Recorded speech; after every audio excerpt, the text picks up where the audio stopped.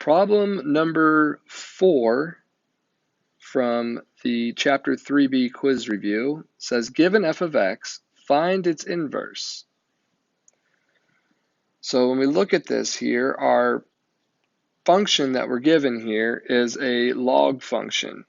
Okay, so we have a logarithmic function.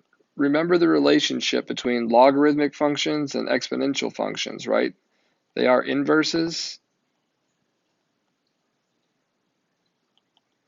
So just something to keep in mind here, if you're asked to find the inverse of a logarithmic function, you know your answer is going to look like an exponential function. And if you're given an exponential function, say on your quiz there, and you're asked to find the inverse, then your answer will end up being a logarithmic function.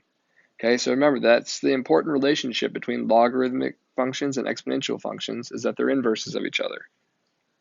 So with this one here, I'm just going to do the method that we've been doing in class, where we put in our y for f of x. So I have y is equal to 2 minus log base 2 of x.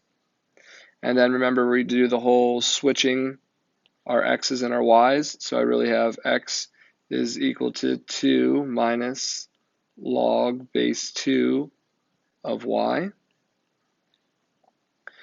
And now what I'm going to do here is, when I look at this here, I need to get it into this form where it's log base something of something equals something, right? So remember, we've been filling in like this little template the whole time.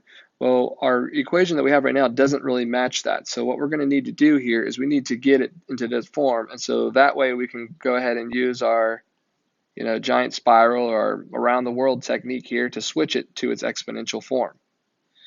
So what we're going to need to do here is we've got, this 2 and this minus that are kind of throwing us off a little bit here. So what we're going to need to do here is we're going to need to move this 2 to the other side by subtracting it there. So we now have x minus 2 is equal to the negative log base 2 of y. Now, to make this log positive here, right, what I'm going to do here is I'm going to go ahead here and just divide each side by a -1. You can multiply both sides by -1 as well. But what that's going to do for us here, now I'm going to have a negative x plus 2 is equal to log base 2 of y. And now we kind of have that template, right? We've got our base, we've got our value, and then this is like our exponent there.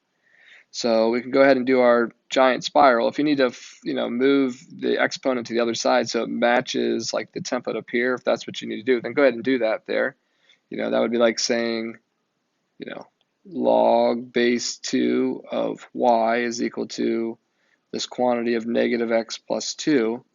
Right, so we go around the world, or do your giant spiral there, and what we're going to end up with here is we've got 2 to the power of negative x plus 2, or you could say 2 minus x would be fine, is equal to y, right? And now we actually have that y by itself, so we could go ahead here and just change it to our function notation. So I have 2 to the power of negative x plus 2 is equal to the inverse of f of x.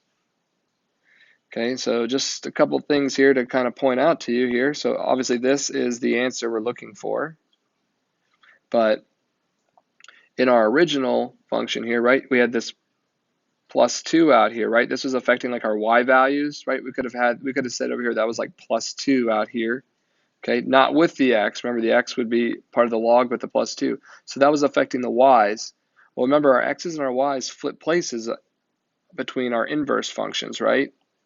What was x and y here ends up switching and becoming almost like y comma x on our inverse. So if our y's were affected by this value here, that means our x's are affected in the inverse. Just a way that you can kind of check and make sure that you have things in the right places. All right, so that is the answer for the inverse. Please make sure you're remembering logs and exponentials are inverses of each other.